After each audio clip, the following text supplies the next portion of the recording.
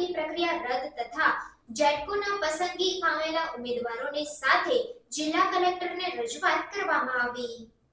ચાલુ વર્ષના ગત મહિનાઓમાં જેટકોના વિવિધ ઝોનમાં વિદ્યુત સહાયક ઇલેક્ટ્રિકલ આસિસ્ટન્ટની ભરતી પ્રક્રિયા હાથ ધરવામાં આવી હતી, જેના અનુસંધાને તારીખ 6/3/2023 થી 13/6/2023ના સમયગાળા દરમિયાન વિવિધ વર્તુળ કચેરીઓમાં પોલ ટેસ્ટ તથા 9/9/2023ના રોજ લેખિત પરીક્ષા યોજાયેલ, જેમાં ઉત્તીર્ણ થયેલ તથા મેરિટમાં આવતા પરીક્ષાર્થીઓની યાદી તથા પરિણામ ઓક્ટોબર માસ દરમિયાન જેટકોની વેબસાઇટના મારફતે જાહેર કરવામાં આવેલ હતું। ત્યારબાદ ઓક્ટોબર માસ દરમિયાન પરીક્ષામાં ઉત્તીર્ણ થયેલ ઉમેદવારોનું ડોક્યુમેન્ટ વેરિફિકેશન તથા મેડિકલ અને પોલીસ વેરિફિકેશન પણ સત્વરે પૂર્ણ કરવામાં આવેલ હતું। ત્યારબાદ તારીખ 19/12/2023ના રોજ અચાનક જેટકોની વેબસાઇટ ઉપરથી મેરિટ લિસ્ટ તથા પરિણામ ડિલીટ કરી ભરતી રદ કરવાની નોટિસ આપવામાં આવેલ છે, જેમાં સર્વ પરીક્ષામાં ઉત્તીર્ણ થયેલ ઉમેદવારો આ બાબતના અનુસંધાન એવું જણાવવામાં આવ્યું છે કે ભરતી રદ કરેલ નોટિસમાં જણાવેલ કારણ યોગ્ય નથી, કારણ કે પોલ ટેસ્ટમાં કોલ લેટરની અંદર પેજ નંબર 2 પર સૂચના નંબર 6માં જણાવેલું છે કે પોલ ટેસ્ટની અંદર કોઈપણ ગેરરીતિ કે વાદ વિવાદની સ્થળ પર જાણ કરવાની રહેશે, પાછળથી કોઈ પણ રજૂઆત ધ્યાને લેવાશે નહીં। છતાં અમુક ધોરાજીના અસફળ રહેનાર ઉમેદવારો દ્વારા પોલ ટેસ્ટના નિયમોના ભંગનું આવેદનપત્ર અમુક સરકારી કચેરીઓમાં વારંવાર અરજીઓ સાથે ભરતી રોકવાની તથા ભરતી પર સ્ટે લાવવાની માંગણી કરી જેટકોની આ બાબતે કોઈ રજૂઆત ન સાંભળવાની હોવા છતાં પણ નિયમોનો ભંગ કરી અરજીઓ સ્વીકારી 1224 ઉમેદવારોના મેડિકલ થયેલા હોય એમના નિમણૂક પત્રો રોકી રાખ્યા। ઉમેદવારો દ્વારા વડોદરા કચેરી ખાતે આવેદનપત્ર પણ આપવામાં આવ્યું હતું, છતાં કોઈ ન્યાય મળ્યો નથી કે આવેદનપત્રો આપ્યા નથી।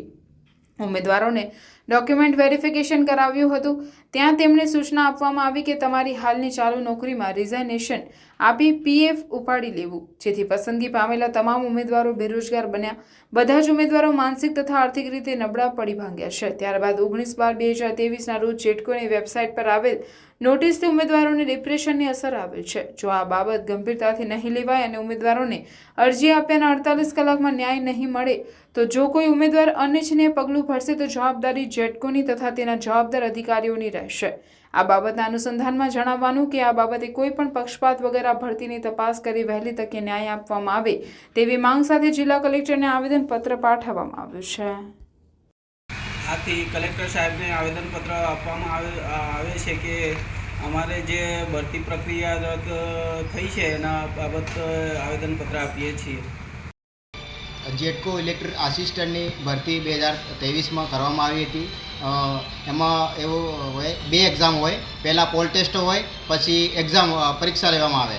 હવે પહેલી પરીક્ષા 3 માર્ચ 2023માં લેવામાં આવી હતી। ત્યારબાદ 9/9/2023માં અમદાવાદ ખાતે પરીક્ષા લેવામાં આવી હતી।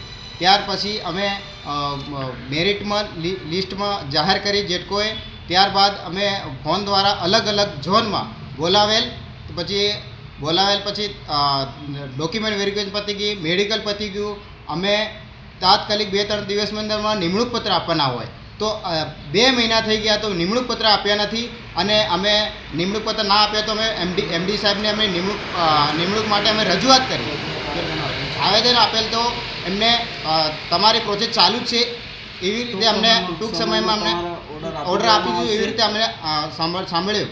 પછી ત્યારબાદ તો તાત્કાલિક અઠવાડિયાની અંદરમાં આ લોકોએ નિયમ ભંગ કરી અને પરીક્ષા કેન્સલ કરી છે।